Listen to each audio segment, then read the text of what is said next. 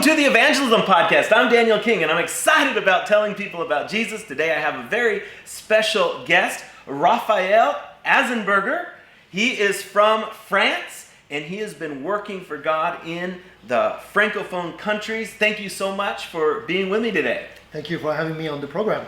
And so let's start by talking about what God is doing in the French-speaking world, especially in the area of evangelism. So French-speaking world, for those who are not too familiar with it, is 320 million people. It's spanning over 3 continents, Europe, of course, Africa, and then Canada, and also the Pacific Islands.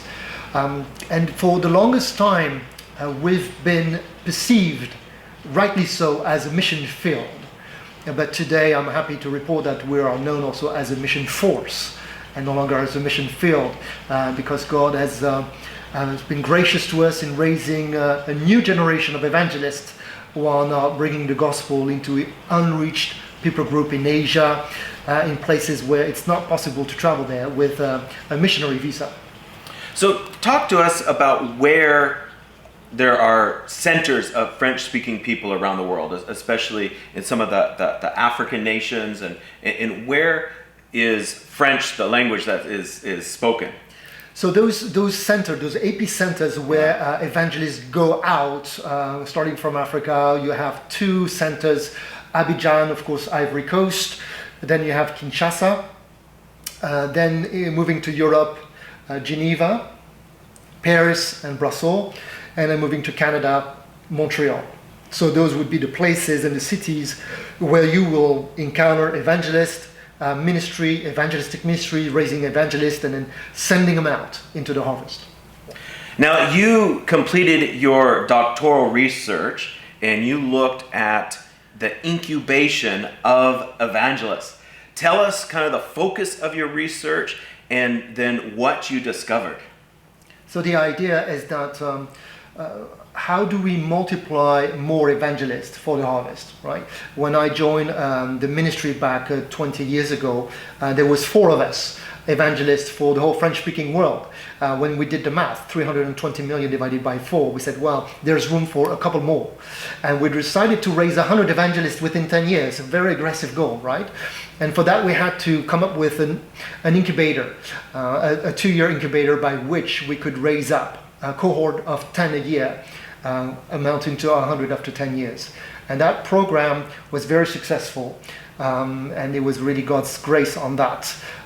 We took best practices from different programs, but we tailored it, Daniel, especially for what I call evangelists among professionals, right? We have professional evangelists who are making that a full-time ministry. But what we were interested in raising those 100 is also looking how we raise evangelists among professionals, teachers, people in the fashion industry, in politics, in government, and so forth.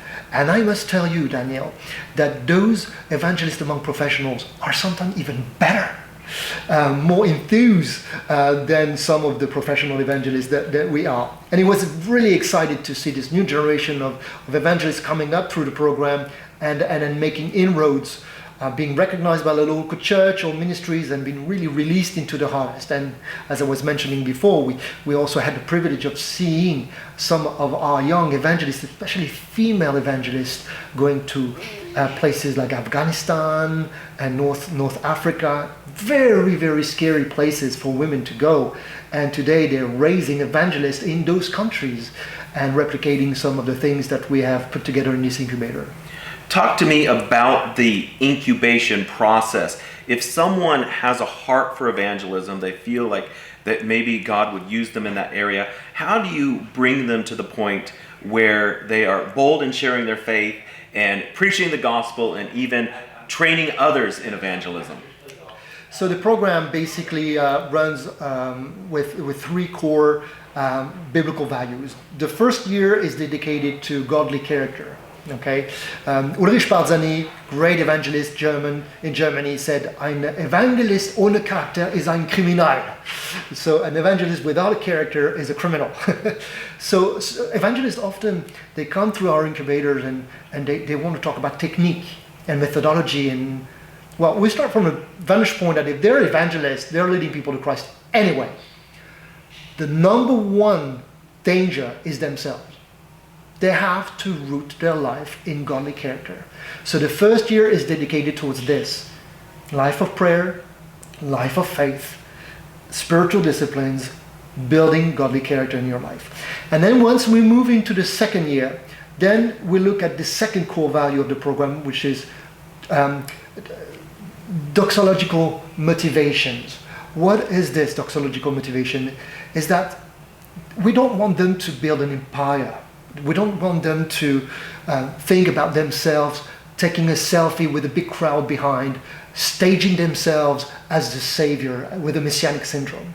We want to see doxological motivations. The reason why they would enter into the ministry is to partner with others in bringing more people to Christ, bringing people like Christ, for Christ, and to Christ. So we're looking for, as we're questioning their motive. Why do you want to be an evangelist? Do you want to build your own ministry, or do you want to be part of God's great family of evangelists? And then last, third core value of the program towards the end of the incubation is kingdom vision. And here we help them understand and reflect on what God is calling them towards.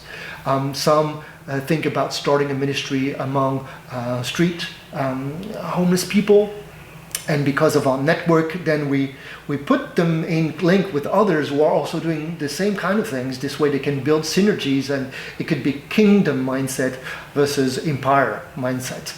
So those three core values, godly character, doxological motivation, and kingdom vision are the three pieces that make this incubation fruitful. And at the end, we want to see them thrive as evangelists, and then they come in the back end of it, providing ongoing training and ongoing spiritual formation so that they continue to last in the ministry. Also, one thing we asked them to do, Danielle, is to look for other evangelists. And that's the power of multiplication. Very quickly in the program, we said, do identify emerging evangelists around you. Even if you're 23, 25, look for 10 years younger than you and start walking with them. And I've seen this girl, Danielle, incredible story. She was 22 years old when she joined our program, and she said, I'm coming from Switzerland. I'm an alien. People don't understand what I'm speaking. They think I'm weird.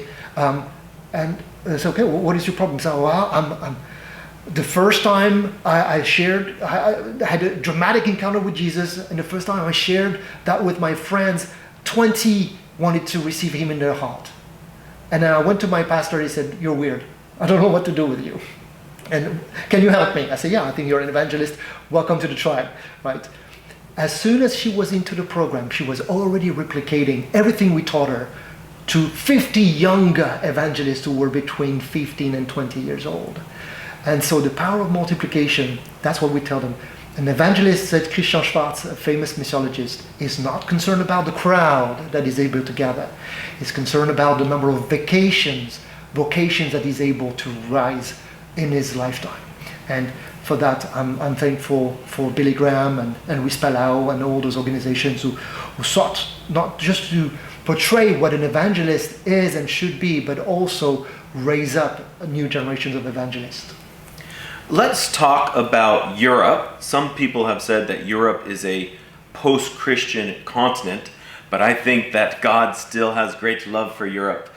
What do you see God wants to do on the continent of Europe?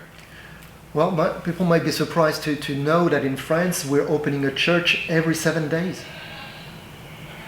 It's quite phenomenal. In Spain, they're opening up a church every 3 days. So, contrary to some people perceiving Europe as a cemetery for missionaries, it is actually a strong mission force. And we're seeing fast, rapid multiplication of churches and disciples. Even in the US, we get a lot of requests to bring European evangelists to do evangelism in the US because we are very familiar and at ease with a secular society, right? This has been where we've been for the last 20 years in Europe. We're not scared to go with people who are against Christians. We love atheists. We love to debate with them. We love to win them for Christ. And in a sense, it's a joy to see friends like John Lennox, for instance, who is continuing being invited in the US to tackle the university lecturers who are trying to kill Christianity, and Europeans. We've been there for 50 years and we know how to tackle them. So I'm very much encouraged by what's going on in Europe. You have used a term, which I find very intriguing, Polycentric Missions. Tell me, what do you mean by that, and how is that affecting what God is doing in the world? So when we talked about missions, going back to the 19th, 20th century, it was a movement that was primarily centered first on Europe, and then later on in the 20th century, especially after 1950, solidly anchored in the US. And what you would see is missionaries being raised and then doing missions out of Europe or out of the US to the ends of the earth, right? That was pretty much the paradigm all the way to the end of the 20th century. And what happened is that after years and decades and centuries of missions into majority world countries, those churches who received the gospel through those missionaries decided to bring back the gospel where it was first sent from. So we've seen, for instance, Africa having a heart to do missions in Europe. We've seen people in Brazil, in Argentina, in Costa Rica having a heart to bring the gospel to Asia. We've seen people in Asia having the heart to bring the gospel in Canada. And so today we're seeing the emergence of those centers of missions anchored in the majority world, and without any complex. And they raise the funds, they train the missionaries, and they send them out into places that were once sending centers for missions. And I find that very exciting to collaborate with my friends from Nigeria, from Kinshasa, from Singapore, the Philippines. You know that, Daniel, I don't know if people know that, but the country who is sending the most missionaries per Christian in a country is Jordan, in the Middle East. And I'm finding that absolutely astounding that those who were once on the recipient end of missions decide today to be the ones who are sending their sons and daughters so that Christ may be known all the way even to Europe. Yeah, it used to be that the West would send missionaries to the rest, but now we see the best going to the rest, and the best are being raised up all over the world. God is moving so much in the global South, and I'm so thankful for their passion for God and their heart for evangelism. And you are actually moving soon to one of the biggest, greatest mission fields that there is. My wife is from Canada, and so we have been praying for French-speaking Canada, for Quebec, and very low percentage of Christians. But tell us what you are hoping that God will do in Canada. Well, thank you for asking about that, Daniel. I've been ministering in French-speaking Canada, which basically is all the 4 provinces on the east, but they're all the provinces on the west and the central side. And it's been Catholic because it was French and then attached to France, versus English-speaking Canada that was more Protestant. With the collapse of the Catholic Church and all the scandals, people got mad with the church. Did you know that the past year they destroyed 750 churches? I mean, my wife is from Morinville, Alberta, and there was a beautiful Catholic church right in the middle of town. Last year, someone burned it down. And I was looking at the comments, and some people were saying, oh, that's horrible. But then there were so many comments that people say, yes, that church deserved it because of what they have done. It's a tragedy. It is. I mean, if in France, if people would, even if people wanted to destroy churches, atheists would come and say, well, you can't do that. It's part of our historical landmarks. But in Quebec, I mean, they send bulldozers, they flip churches into apartment complex without anyone actually seeing that as being wrong. which tells you that I think it's one of the most advanced secular society that I've known, and I'm traveling quite extensively. I remember seeing just not long ago an interview of a guy in the streets of Montreal asking young people who Jesus is, and they had blank. They were looking at it and said, "Jesus who?" I said, "Jesus of Nazareth." No, don't know the dude. Where does he live? I thought it was a joke. I thought there was a camera, filming somewhere. It was not. Actually, religion, Christian religion, has been eradicated. Even transforming the national Christian days of celebration to First Nations or other kinds of terminology, a systemic eradication of Christian language. It's the first time that I've seen that somewhere that is done so well in French-speaking Canada. But the good news is that people still come to Christ, because I don't care how much secularized a society is, Jesus can still reach out to them. Well, thank you so much for being on the Evangelism Podcast. If someone wants to connect with you, find out more about your ministry, maybe find out more about how to preach the gospel in the French-speaking world, what is your website? What's a good way for people to connect with you? So they can find me on my website, anzenberger.net. They can find us on social media. I'll be happy to link them with those ministries in the French-speaking world that are thriving and get connected. Thank you also for having me on the program and praying for this next assignment. I'm excited about what's going to come out.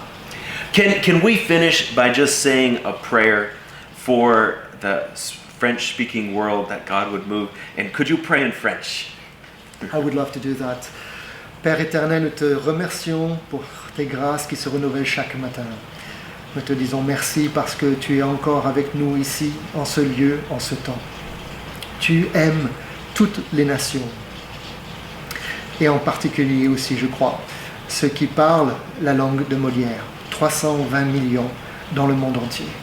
Nous te prions, Seigneur, que ceux qui écoutent ce podcast puissent se lever aussi et rejoindre ta mission, là où tu les appelles. Amen.